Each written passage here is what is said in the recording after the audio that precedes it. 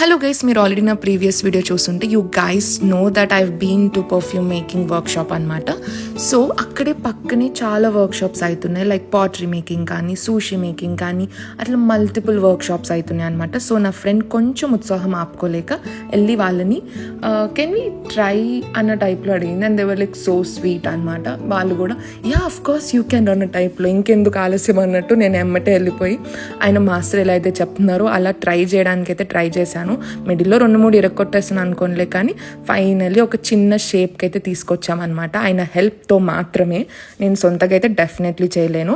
And pottery workshop is something like ఒక్క సెషన్లో నేర్చుకునేది కాదని నేను అనుకుంటున్నాను.